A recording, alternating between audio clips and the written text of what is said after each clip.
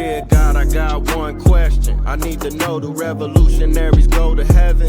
And if so, may their legacies last forever and their seeds grow. Tell them that we love them so and never let them die slow. It's like we cursed to be born black. We was kings and queens, now look where we at. I know it won't be long before we take it back. I just hope I live long enough to see it happen, and that's a fact. Cause one thing when you pro-black, you might love your people, but they may not love you back. For more than 400 years, we've been under attack. We survived slavery and then they gave us crack. Do revolutionaries go to heaven? Do revolutionaries go to heaven? Do revolutionaries go to heaven? Do revolutionaries go to heaven? Do revolutionaries go to heaven? I wanna know. Do revolutionaries go to heaven? I hope so. Do revolutionaries go to heaven? I wanna know. Do revolutionaries go to heaven? I hope.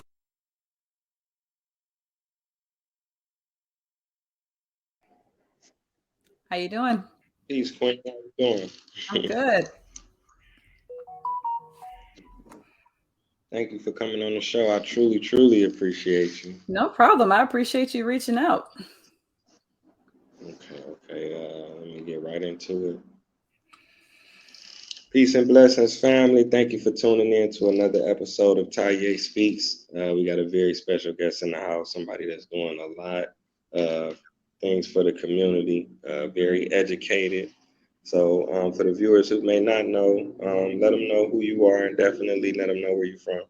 No problem. My name is Michelle Person, and I am actually originally from Cleveland, currently residing in Dayton, Ohio. And I am a educator with over 20 years of experience in the classroom. I'm building principal. I've worked in a variety of public schools. I've helped start schools. I've worked in charters. I've worked in public schools. I've worked in suburban schools.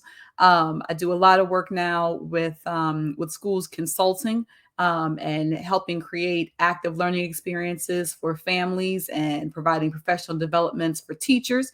I've written 6 children's books of my own, including the bestseller Nathaniel English and Leaders of the Revolution.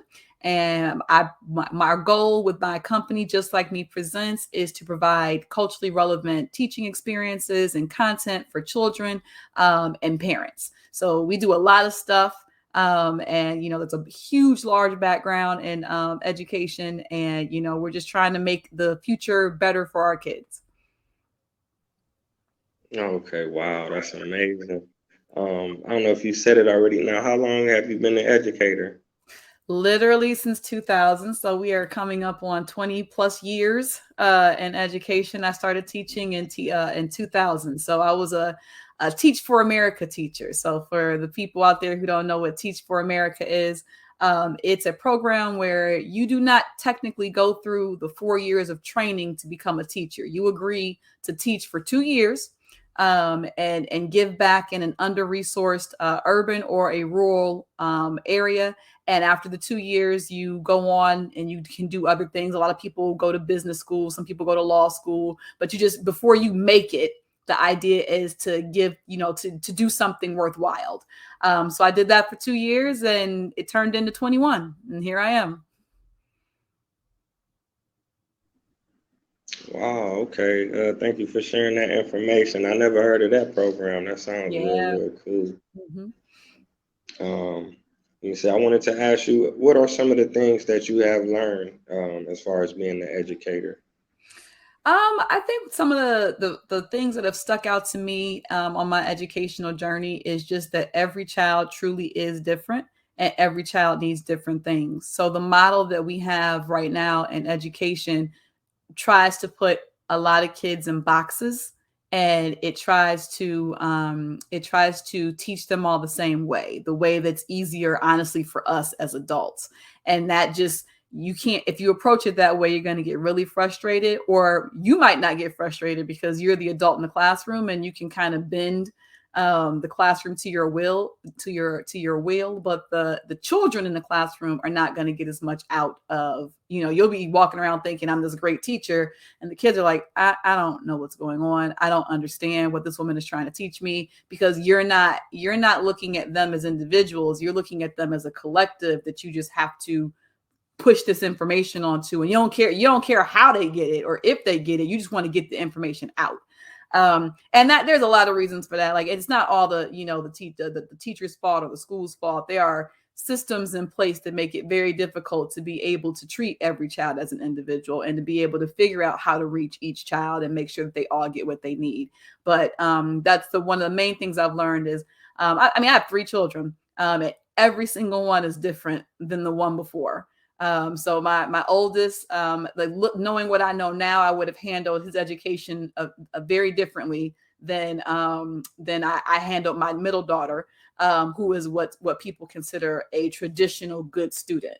So I spent a lot of time trying to force my oldest to be more like his traditional good student sister, not recognizing that he had strengths as well that I could have tapped into and figured out a different way to reach him. So with my third child, who was also a daughter, who has some tendencies to her older sibling, but she's actually a good mix. I'm taking a different approach in how to best cultivate an education for her that fits her needs, and not an education that fits my needs, that fits what I want, because every single child is an individual. So that's that's the biggest takeaway is don't compare your child to your cousin, to their cousins, to your other children, to the neighbor's kid down the street. Your child is your child, and they will learn it their way in their time. So that's the biggest takeaway I can give.